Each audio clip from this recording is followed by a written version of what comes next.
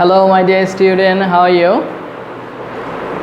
আজকে আমরা verb and it's classification এই টপিক্সটার উপরে চতুর্থ নাম্বার ক্লাস নিতে যাচ্ছি। সো প্রিভিয়াস ক্লাসে আমরা intransitive verb and auxiliary verb এর ক্লাসিফিকেশন এবং ডিটেলস আলোচনা করেছিলাম। সো আজকের ক্লাসে আমরা নন ফাইনাইট ভার্ব নিয়ে আলোচনা করব। স্পেশালি নন ফাইনাইট ভার্বটা খুবই ইম্পর্টেন্ট, আর এইটা একটু ডিফিকাল্ট। সো তোমাদের একটু অ্যাটেন্টিভ হয়ে ক্লাসটা দেখতে হবে। সো আমরা আজকে নন ফাইনাইট ভার্ব নিয়ে আলোচনা করব। নন ফাইনাইট ভার্ব হচ্ছে কাকে বলে? আমরা প্রথমে বেসিক্যালি হচ্ছে ভার্বকে দুই ভাগে ভাগ করেছিলাম। একটা হচ্ছে ফাইনাইট ভার্ব আর একটা হচ্ছে non finite verb. Finite verb হচ্ছে যেই ভার্বটা সাবজেক্টের নাম্বার পার্সন এবং টেন্সের অনুসারে যে ভার্বের রূপের পরিবর্তন হয় এবং সেন্টেন্সের মধ্যে অর্থ প্রকাশ করতে পারে সম্পূর্ণভাবে, সেটা হচ্ছে ফাইনাইট ভার্ব। আর নন ফাইনাইট ভার্ব হচ্ছে যেই ভার্বটা সেন্টেন্সে সম্পূর্ণ অর্থ প্রকাশ করতে পারে না এবং সাবজেক্ট ভার্ব সাবজেক্ট এর নাম্বার পার্সন অনুসারে এবং টেন্সের কারণে রূপের পরিবর্তন হয় না, সেই ভার্ব হচ্ছে নন ফাইনাইট ভার্ব। সো আজকে আমরা এই নন ফাইনাইট ভার্ব নিয়ে আলোচনা করব।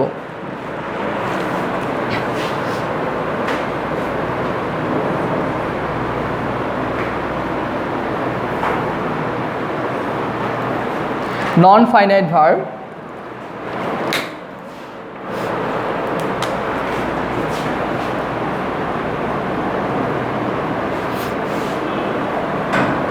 যেই ভার্ব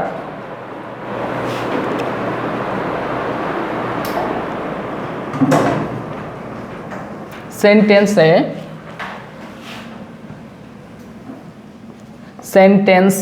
এর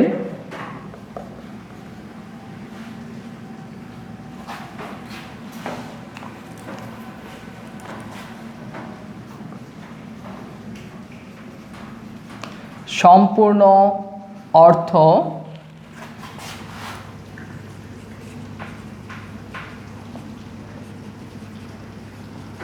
প্রকাশ করতে পারে না এবং সাবজেক্ট এর নাম্বার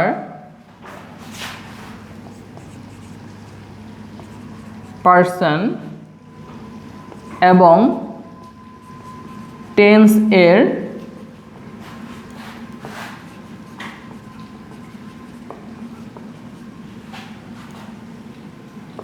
পরিবর্তনের কারণে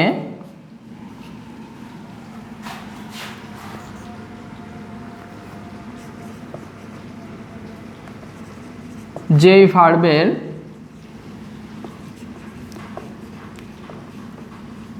রূপের পরিবর্তন হয় না,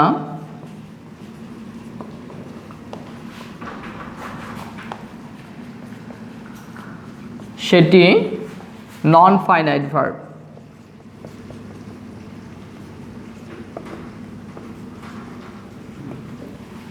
ওকে, যেই ভার্ব সেন্টেন্সের সম্পূর্ণ অর্থ প্রকাশ করতে পারে না এবং সেন্টেন্সের যে সাবজেক্ট থাকে সেই সাবজেক্টের নাম্বার পার্সনের পরিবর্তনের ফলে ভার্বের রূপেরও পরিবর্তন হয় না, টেন্সের পরিবর্তনের ফলে ভার্বের রূপের পরিবর্তন হয় না, সেই ভার্ব হচ্ছে non finite verb.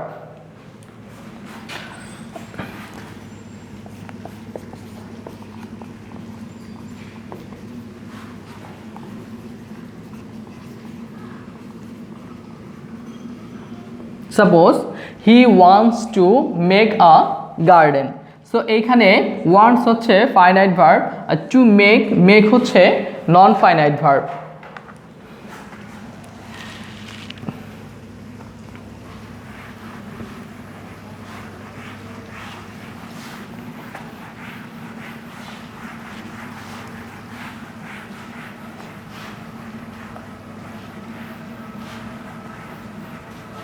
Actually non finite verb হচ্ছে তিন প্রকার।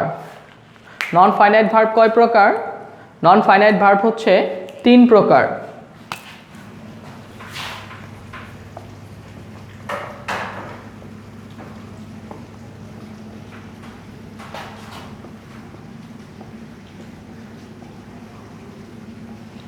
নন ফাইনাইট ভার্ব 3 প্রকার, যথা gerund,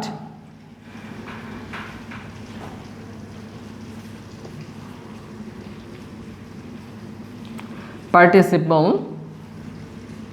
and infinitive. Gerund, participle and infinitive. So আমরা নন ফাইনাইট ভার্বের প্রকারভেদ দেখলাম। নন ফাইনাইট ভার্ব 3 প্রকার, gerund, participle and infinitive.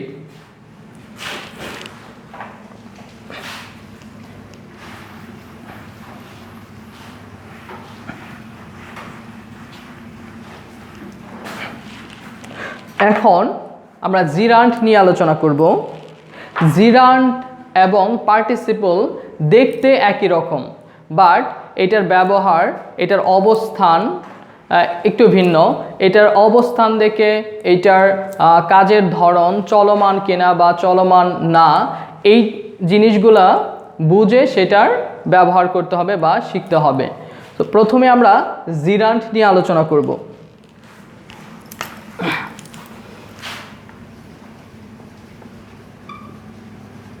Gerund, gerund কাকে বলে?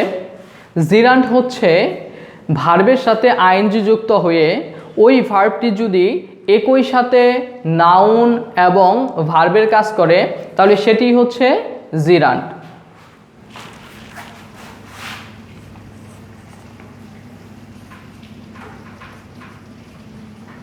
So the definition of gerund: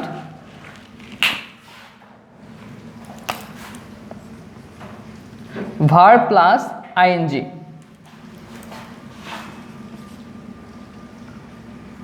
যুক্ত ভার্বটি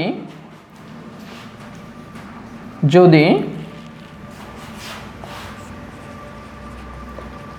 একই সাথে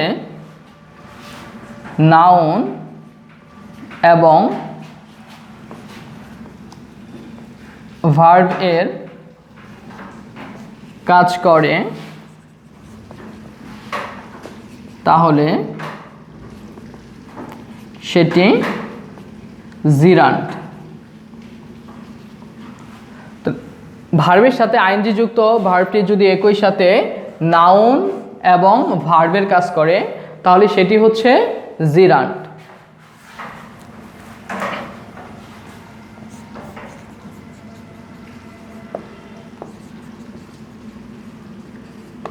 Taking exercise is good for health. Taking exercise is good for health. এখানে টেক ভার্বের সাথে আইএনজি যুক্ত হয়েছে, বাট এটা একই সাথে এটার অবস্থান হচ্ছে সাবজেক্ট হিসেবে বসছে। Taking exercise is good for health, ব্যায়াম স্বাস্থ্যের জন্য ভালো। সো যেহেতু এটা সাবজেক্ট হিসেবে বসছে, আর একমাত্র সাবজেক্ট হিসেবে বসতে পারে নাউন এবং প্রোনাউন। সো এইখানে এই টেকিং একই সাথে ভার্বের কাজ করতেছে এবং সাবজেক্ট হিসেবে বসে নাউনের কাজ করতেছে, এই জন্য এটা হচ্ছে জিরান্ট।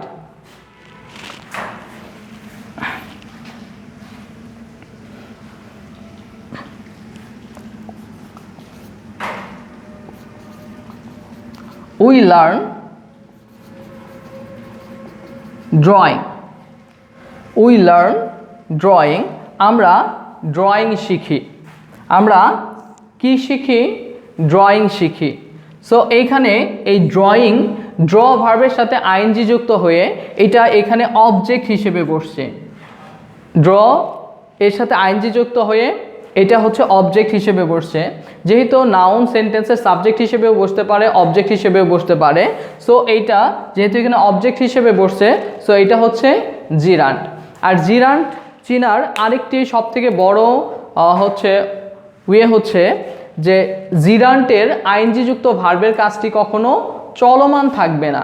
সো এইখানে taking exercise is good for health, এখানে ব্যায়াম তখন কেউ করতেছে না, ব্যায়াম করার কাজটা চলমান নাই, সো এটা হচ্ছে জিরান্ট। আর এইখানে ড্রয়িংও তখন কেউ শিখতেছে না বা ড্রয়িংয়ের কাজটা চলমান নেই, সো এটাও হচ্ছে জিরান্ড। সো আমরা জিরান্ডের কোথায় বসে, জিরান্ডের অবস্থান এবং জিরান্ডের ফিচার্সগুলো নিয়ে আলোচনা করব, যা তোমাদের হচ্ছে জিরান্ড খুঁজে বের করতে বা জিরান্ড ফাইন্ড আউট করতে খুব সহজ হবে।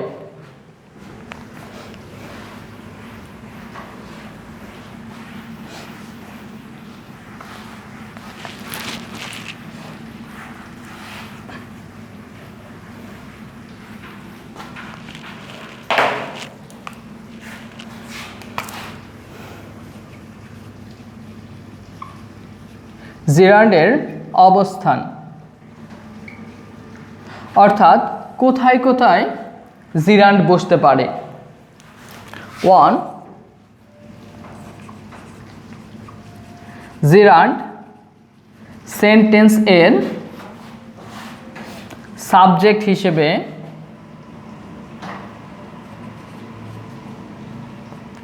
অবজেক্ট হিসেবে এবং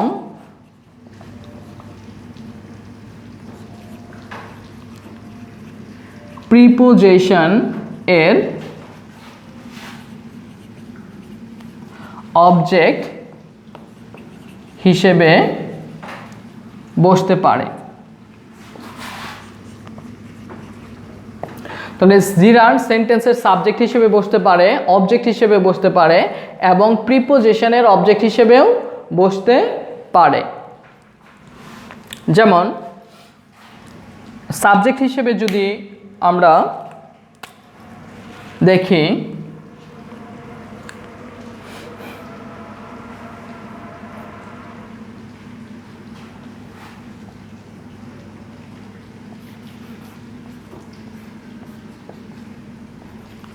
walking is a good habit. Walking is a good habit. So এখানে ওয়াকিং শব্দটা হচ্ছে সাবজেক্ট হিসেবে বসছে।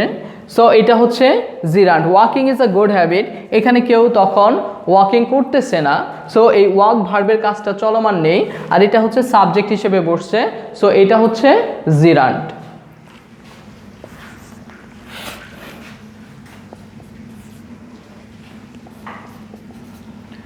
He has learned driving. He has learned driving. Say driving শিখেছে। সো সে কি শিখেছে? ড্রাইভিং শিখেছে। সো এখানে ড্রাইভিং শব্দটা অবজেক্ট হিসেবে বসছে। সো সে ড্রাইভিং শিখেছে, সে কিন্তু এখন ড্রাইভিং করতেছে না, ড্রাইভিংয়ের কাজটা চলমান নেই, বাট অবজেক্ট হিসেবে বসছে। সো অবজেক্ট হিসেবে যদি আইএনজি যুক্ত ভার্ব বসে তাহলে সেটাও হচ্ছে জিরান্ড।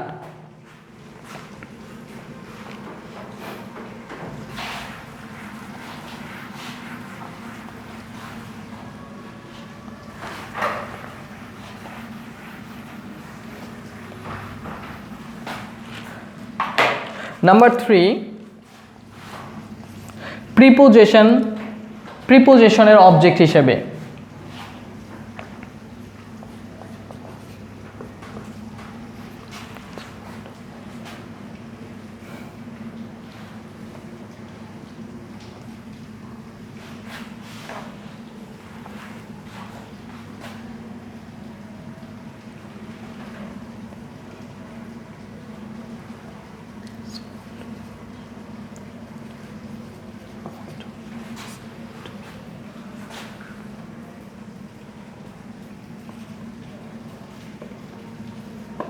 হি ইজ ফন্ড অফ সিঙ্গিং, সে গান গাইতে পছন্দ করে। এখানে ফন্ড অফ হচ্ছে প্রিপোজিশনাল ফ্রেজ। এই প্রিপোজিশনাল ফ্রেজ বা প্রিপোজিশনের অবজেক্ট হিসেবেও কি বসে? জিরান্ড বসতে পারে। He is fond of singing, সে কি করতে পছন্দ করে? গান গাইতে পছন্দ করে। সো এখানে এটা প্রিপোজিশনের অবজেক্ট হিসেবে বসেছে।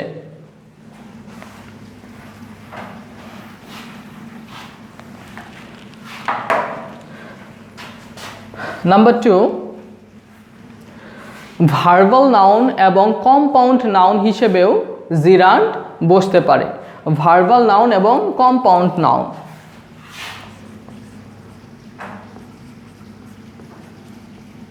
ভার্বাল নাউন এবং compound noun.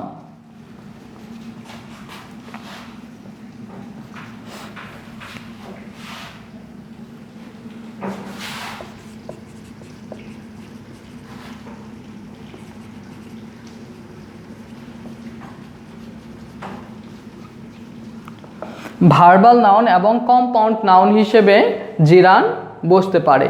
So verbal noun কোনটা? The plus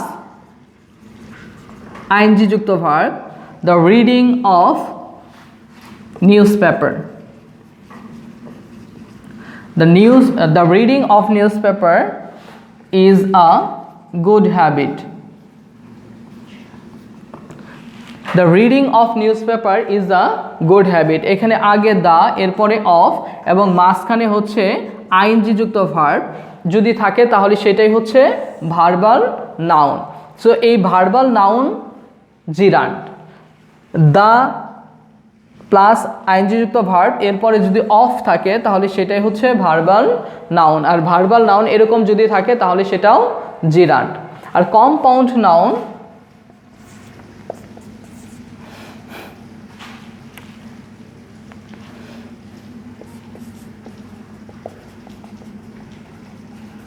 drinking water.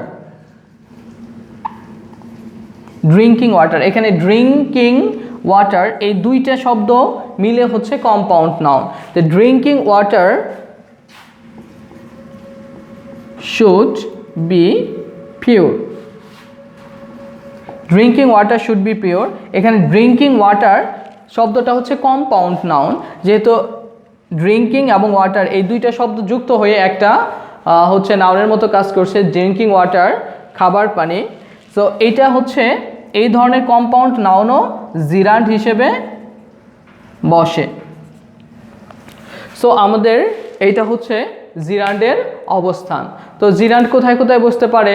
সেন্টেন্সের সাবজেক্ট হিসেবে বসতে পারে, সেন্টেন্সের অবজেক্ট হিসেবে বসতে পারে, প্রিপোজিশনের অবজেক্ট হিসেবে বসতে পারে, ভার্বাল নাউন হিসেবে বসতে পারে এবং কম্পাউন্ড নাউন হিসেবে বসতে পারে।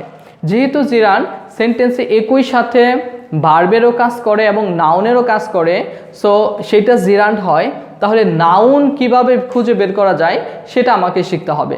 অর্থাৎ কোনো ভার্বকে যদি আমি কি এবং কাকে দিয়ে প্রশ্ন করি তাহলে যে উত্তরটা পাওয়া যাবে সেটাই হচ্ছে নাউন। সো আমরা যদি কোনো ভার্বকে কি এবং কাকে দিয়ে প্রশ্ন করে ওই আইএনজি যুক্ত ভার্বটি পাই তাহলে সেটা হচ্ছে জিরান্ড।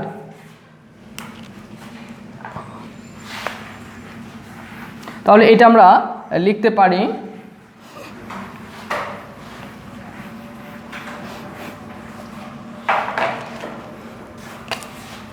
নোট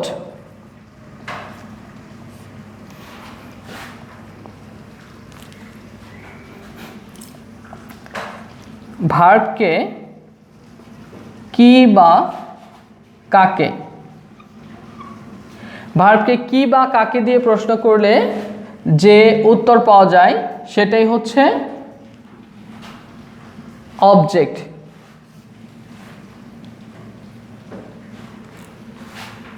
কে বা কাকে দিয়ে প্রশ্ন করলে যে উত্তর পাওয়া যায় সেটা হচ্ছে আবার সাবজেক্ট।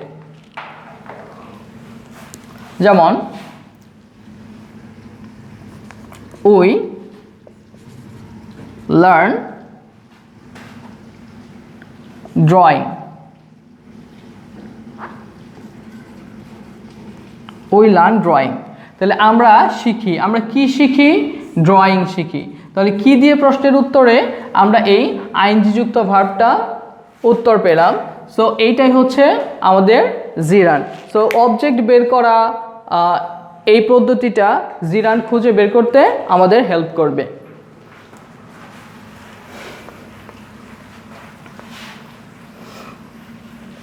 এখন আমরা জিরান্ডের বৈশিষ্ট্য নিয়ে আলোচনা করব। আসলে কি বৈশিষ্ট্য থাকলে বা কি ফিচার্স থাকলে বুঝতে পারবো যে আসলে সেটা জিরান্ড।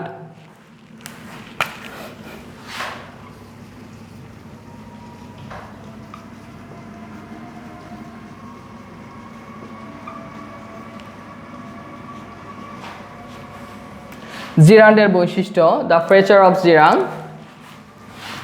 1, আইএনজি যুক্ত ভার্বটির কাজ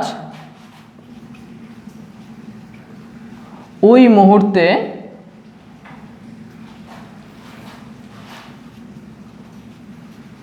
চলমান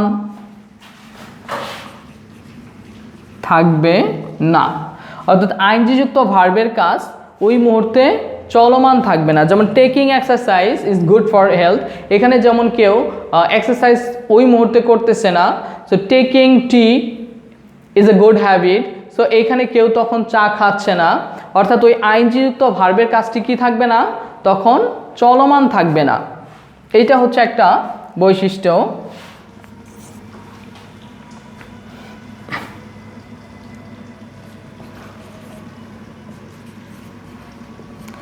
আইএনজি যুক্ত ভার্বটি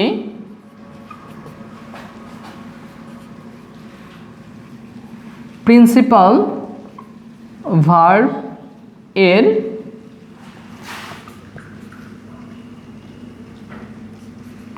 ঠিক পরেই বসবে। প্রিন্সিপাল ভার্বটির ঠিক পরেই বসবে। যেমন আমরা যদি দেখি প্রথমটা,